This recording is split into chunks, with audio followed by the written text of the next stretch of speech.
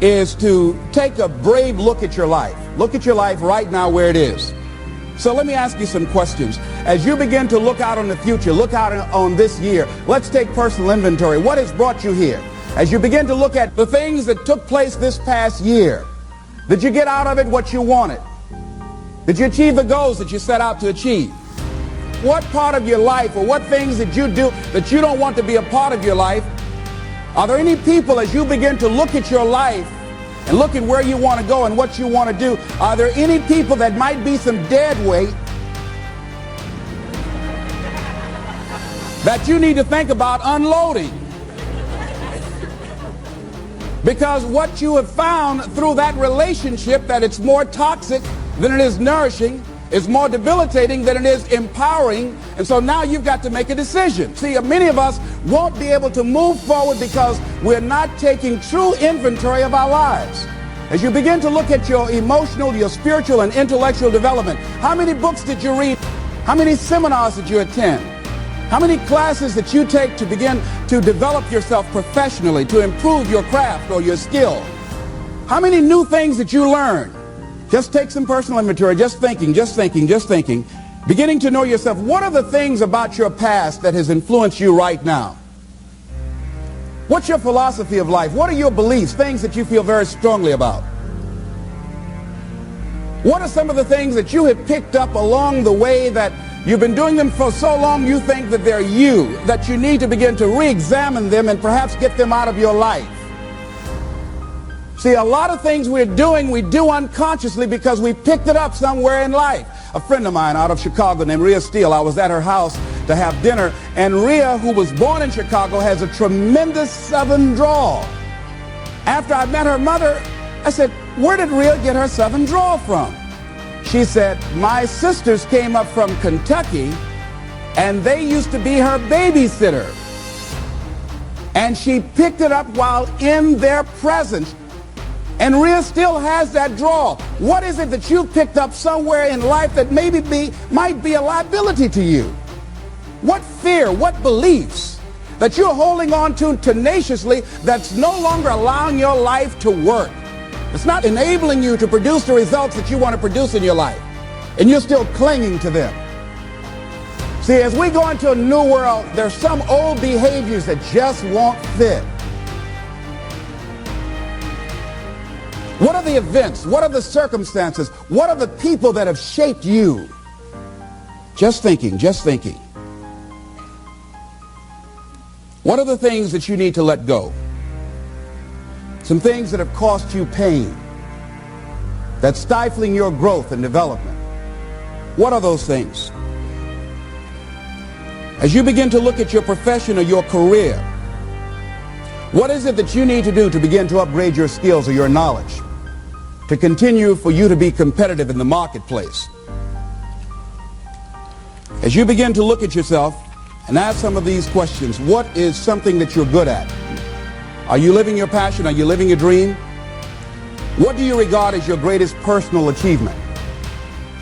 What is the one thing that other people can do to make you most happy? Just think about these things. What would you do if you had 1 year to live and guaranteed success in anything you decided to do? What would that be? What would you do with your life if you had it to live over? Getting to know yourself. What is one value, one deep commitment from which you would never bulge? What is one cause that you would like to become involved in to make a difference on the planet? I work in the Cook County Jail in Chicago. It gives my life a great deal of joy and fulfillment. Have you found something like that in your life that you could enjoy doing, working with people? I have a friend that's working with physically handicapped people. She said it's been the most rewarding experience she's ever had. She used to be a constantly depressed individual, always feeling sorry for herself. It has changed her life. She's a grateful person. She's found something that she's lost herself in. What is your biggest setback, failure, or defeat of the past year? Are you proud of how you have been living your life? Have you explored your natural talents, your gifts, by enthusiastically trying a variety of activities? Ladies and gentlemen, a lot of us have so much talent and abilities, we just put them back on the back burner or just left them aside someplace. Never did anything with them, never brought them out here. Used to do them extremely well in high school or college, or just had a natural gift and never did anything with it. What are you sitting on? What gifts are you sitting on? Have you resigned yourself to a life feeling that nothing can be done to change your future or your circumstances? Have you been afraid to try something different because you're afraid of how people will react to you or what they will think? Those are some of the things that I suggest that you begin to answer yourself. Now, here are some things that I suggest that you begin to look at working on to develop your character. Some things that will give you some personal strength. Webster says character building activities. He says character, the pattern of behavior or personality found in an individual or group. Moral strength, self-discipline, fortitude. That's what's going to be required in order to begin to manifest your greatness. Now, looking at yourself, one of the things I'm suggesting you look at, what is it that you need to be in the process of doing more of or less of? Like being more direct. So I used to have a problem of not telling people what I actually thought because I didn't want to hurt anybody's feelings. Saying no without feeling guilty. More focused. So I used to be the jack of all trades and master of none. Used to do a lot of things.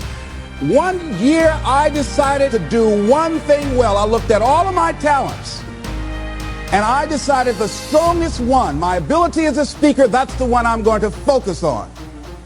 But I'm capable of doing a lot of other things.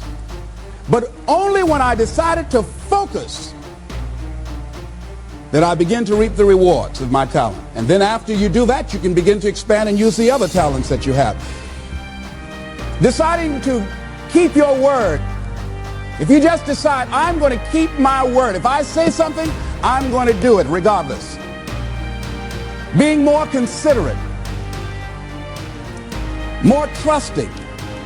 More disciplined. Being less fearful. Being more adventurous. Find something that you can look at your life that you say, hey, I know I've got a problem in this area. Being late. I need to take care of that. Procrastinating. I need to deal with that. Not taking care of business. Being seriously not serious. Creating an imbalance in my life where I'm spending more time looking at television or having social fun and not spending enough time working on me. See, most people, ladies and gentlemen, spend more time working on their jobs than they spend working on themselves. They work harder on their jobs than they work on themselves. And whatever we achieve in life, whatever we create, whatever we're able to manifest comes out of the human mind. Now I want you to think about 5 things that if you had the courage to do them, it will give you a feeling of satisfaction and self-respect. Think of 5 things that if you had the courage to do those things, you would feel a tremendous feeling of satisfaction within and self-respect. Take the time to write those things down, whatever they might be to you. It might be in your personal life. It might be in your friendships, your family relationships. It might be in your business. I was negotiating with a friend of mine that I admire a great deal.